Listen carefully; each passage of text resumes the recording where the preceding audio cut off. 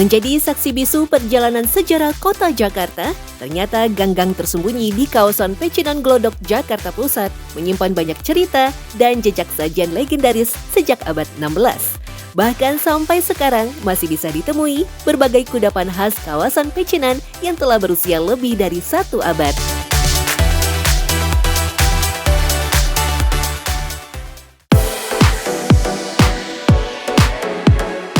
Sekitar 100 meter dari ujung masuk Gang Gloria, tepatnya di deretan lapak sebelah kanan, kami melihat sebuah kedai legendaris yang disebut-sebut kuliner tertua di kawasan Petak 9 Glodok.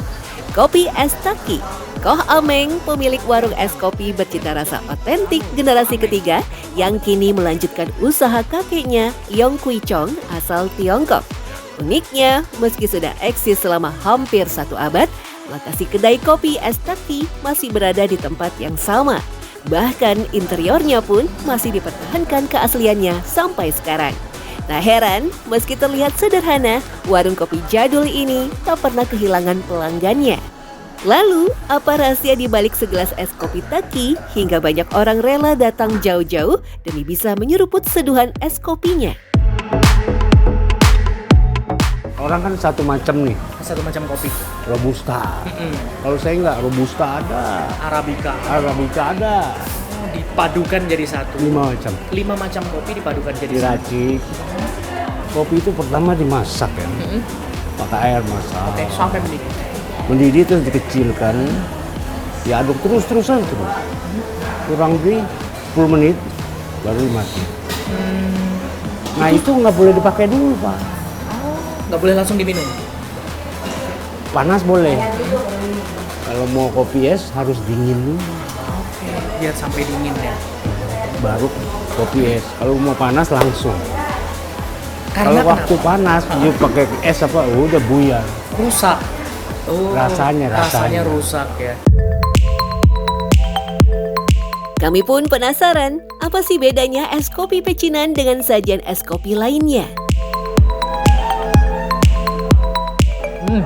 Bener-bener otentik banget ini dari rasanya. Memang bener sih, beda banget. Pantes aja kalau ownernya bilang kopi ini rahasianya adalah racikan dari 5 jenis kopi yang disatukan menjadi satu, itu adalah Taki. Ada 2 alasan mengapa kedai ini diberi nama Taki. Pertama, kata Tak mengandung arti bijaksana, sederhana, dan apa adanya. Sedangkan Ki artinya mudah diingat banyak orang. Tak heran, walau sederhana, kedai ini tetap melegenda hingga sekarang. Tak jauh dari kedai kopi Taki, kami melihat kedai Karilam. Kedai ini pertama kali dibuka tahun 1973 oleh orang Tionghoa asal Medan. Kini kedai Karilam dipegang oleh generasi kedua Pak Akyong. Katanya, masakan kedai Karilam adalah yang paling enak di kawasan Glodok Pecinan. Saya suka sekali dengan kuahnya ya, perpaduan antara santan dan susu itu, waduh, aroma wanginya itu keluar banget gitu. Selera makan makin meningkat gitu. Dia kayak macam India, cuman kalau India kan lebih strong banget. Kalau dia agak mirip-mirip tapi nggak terlalu strong. Jadi dia bikin makannya tuh mau nambah ya. Meski sekilas terlihat seperti gulai, banyak orang menyebut Karilam berbeda dan punya ciri khas sendiri, terutama pada kuah dan isiannya. Karilam itu khas orang Medan. Iya, jadi iya Chinese. Isiannya ada ayam, ada kentang. Terus kalau sapi juga sama aja, sapi sama kentang juga. Bisa pakai nasi, bisa pakai bihun. Lalu, apa yang menjadi rahasia di balik kenikmatan rasa dalam semangkok kari daging bercita rasa pedas gurih ini? Ternyata ada 3 kunci kelezatannya. Pertama, dari bahan kuahnya yang memadukan antara santan kental dari kelapa tua dengan susu sapi murni. Kedua, racikan bumbu dari belasan jenis rempah asli Nusantara. Dan terakhir, bahan isian utamanya yaitu daging ayam kampung dan daging sapi muda yang direbus dulu dalam kuah rempah. Penasaran dengan cita rasanya? Kami pun mencicipi kuliner khas Medan ini. Nggak nyangka banget ya, sekarang saya masih bisa merasakan kuliner legendaris, istilahnya ini 50 tahun ke belakang atau mungkin 100 tahun yang lalu, tetapi di sini masih terjaga dengan baik di Jakarta, khususnya di daerah Pancoran Glodok ini. Puas menikmati sajian istimewa kari lam, kami kembali menyusuri sepanjang Gang Gloria.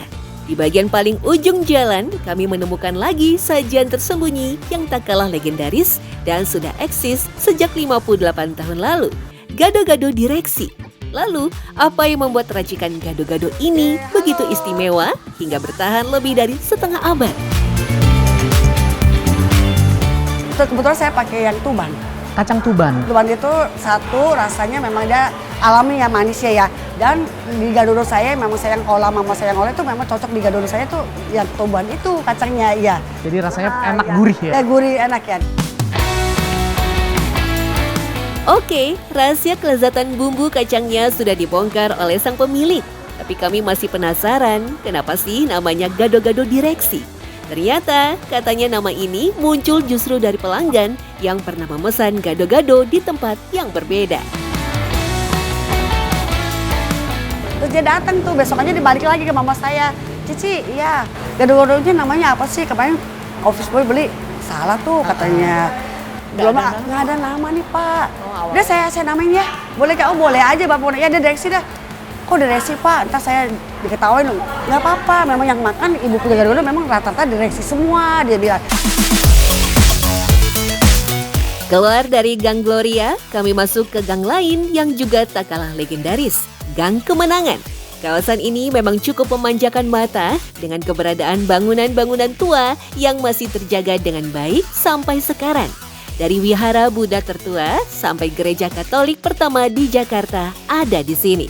Di antara bangunan-bangunan bersejarah, kami menemukan kedai mie kangkung yang telah eksis sejak setengah abad lalu.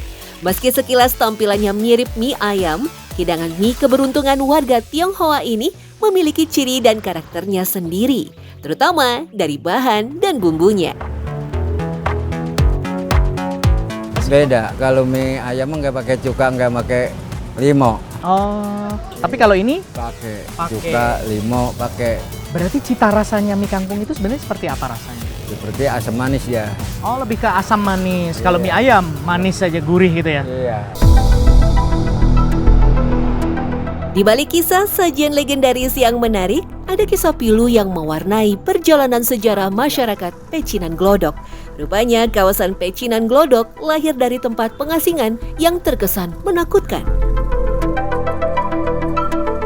Setelah terjadinya geger pecinan 1740, itu orang Tionghoa itu tidak boleh lagi tinggal di dalam tembok kota. Maka kemudian pemerintah VOC itu kemudian meletakkan orang-orang Tionghoa itu dalam satu tempat khusus. Nah, itulah masuk kemudian menjadi yang disebut sebagai Glodok itu. Dan di situ mereka juga tidak boleh keluar. Jadi mereka kalau mau keluar itu ada apa semacam perizinan dan juga ada seperti bayar tol gitu. Jadi bayar pas gitu untuk keluar dari tempat itu. Nah, makanya kemudian itu jadilah tempat apa perkumpulan segala macam orang Tionghoa. Meski begitu, sejak abad 16 sampai 18, kawasan Pecinan dan Kota Tua juga menjadi salah satu kawasan paling strategis di Jakarta karena menjadi pusat perdagangan rempah. Tak heran keduanya semakin ramai dan dijadikan tempat berkumpul dan beraktivitas berbagai kalangan hingga memunculkan aneka kuliner khas Tionghoa.